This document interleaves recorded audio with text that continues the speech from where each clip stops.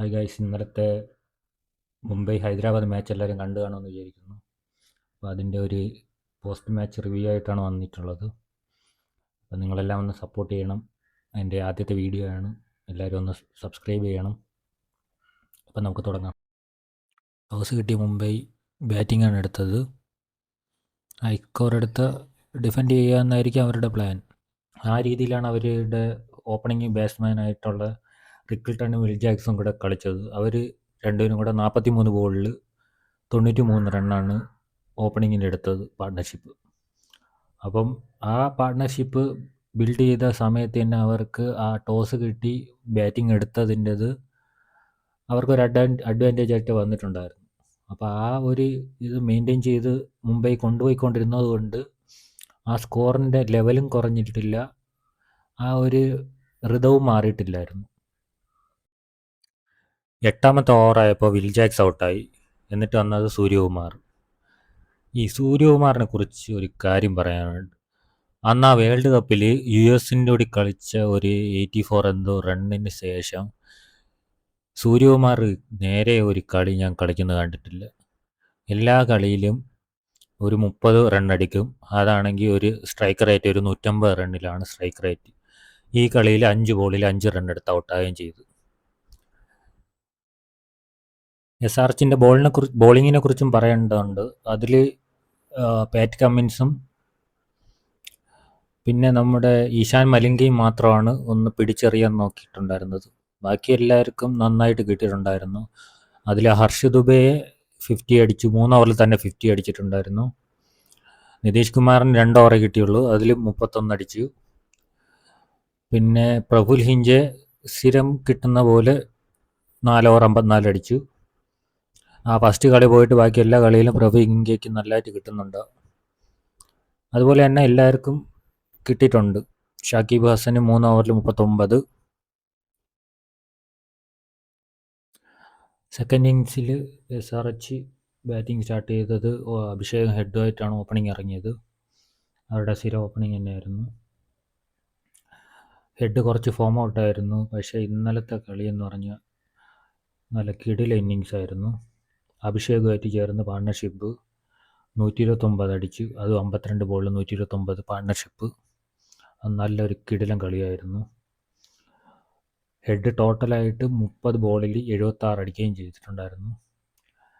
ഈ ചേസിങ്ങിൽ ഏറ്റവും ഇമ്പാക്റ്റ് ആയിട്ടുള്ള ഒരു ഇന്നിങ്സ് ആയിരുന്നു ഹെഡിൻ്റെത്. നല്ലൊരു സ്റ്റാർട്ടിങ് കൊടുത്തത് കൊണ്ട് ആണ് ബാക്കിയുള്ളവർക്ക് അത് പുള്ളപ്പ് ചെയ്യാൻ പറ്റിയത്. ഓപ്പണിംഗ് പാർട്ട്ണർഷിപ്പ് ബ്രേക്കായപ്പം വന്നത് ഇഷാൻ കിഷനായിരുന്നു, പക്ഷേ ഗോൾഡൻ ഡക്കായിട്ട് പോയി. അത് കഴിഞ്ഞിട്ട് ക്ലാസനും നിതീഷ് കുമാർ റെഡ്ഡിയും കൂടെ പതുക്കെ ഇന്നിങ്സ് ബിൽഡ് ചെയ്തുകൊണ്ട് പോയായിരുന്നു. നിതീഷ് കുമാർ റെഡ്ഡി ഒരു സൈഡിൽ ആങ്കർ ചെയ്ത് നിന്നപ്പം ക്ലാസൻ അപ്പുറത്ത് അടിച്ച് കളിക്കുമായിരുന്നു. ലാസ്റ്റ് സലിൽ അറോറ വന്ന് ഫിനിഷ് ചെയ്ത് കളി. പ്രത്യേകിച്ചെടുത്ത് പറയേണ്ടത് ഇഷാൻ മലിംഗയുടെ ഇന്നിങ്സാണ്. 4 ഓവറിൽ 29 റണ്ണിൽ 1 വിക്കറ്റ് എടുത്ത് നല്ല ഇമ്പാക്റ്റ്ഫുള്ളായിട്ടുള്ളൊരു ഇന്നിങ്സ് എടുത്തത് ഇഷാൻ മലിംഗയാണ്. ഇത്രയും റണ്ണെഴുതുന്നതിൻ്റെ ഇടയിൽ ഇത്രയും പിടിച്ചെറിയുക പറയുന്നത് അത്ര ഈസി ആയിട്ടുള്ള കാര്യമല്ല.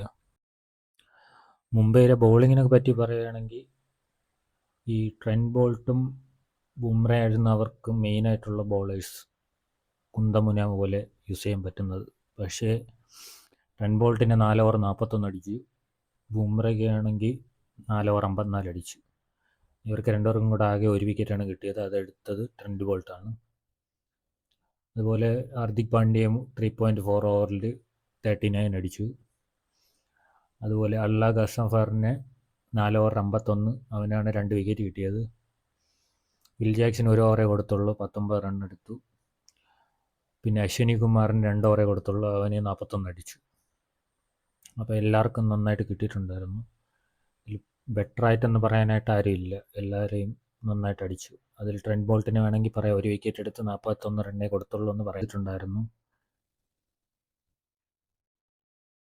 അതുപോലെ ബോളിങ്ങിൽ ഇഷാൻ മലിംഗ നന്നായിട്ട് ബോൾ ചെയ്തിട്ടുണ്ടായിരുന്നു. അങ്ങനെ അവർക്ക് 3 പേരാണ് എടുത്ത് പറയേണ്ട ഒരു പെർഫോമൻസ് ആയിട്ടുള്ളത്. പിന്നെ മുംബൈയുടെ കാര്യത്തിൽ അങ്ങനെ ആരും റിക്കിൾട്ടൺ പോയിട്ട് ബാക്കി ആരും അത്ര പെർഫോമൻസ് ഇല്ലായിരുന്നു. Will jacks അടിച്ചിട്ടുണ്ടായിരുന്നു. ബോളിങ്ങിൽ അങ്ങനെ ആരും പെർഫോമൻസ് ചെയ്തിട്ടില്ല. അപ്പോൾ അങ്ങനെയാണ് ഇന്നലത്തെ മാച്ചിൻ്റെ കാര്യങ്ങൾ. അപ്പോൾ നമുക്ക് അടുത്ത മാച്ചിൽ കാണാം. നിങ്ങൾക്ക് റിവ്യൂ ഇഷ്ടപ്പെട്ടെങ്കിൽ ലൈക്ക് ചെയ്യുക, സബ്സ്ക്രൈബ് ചെയ്യുക. പിന്നെ എന്തെങ്കിലും സജഷൻ ഉണ്ടെങ്കിൽ അത് കമൻ്റായിട്ട് ഇടുക.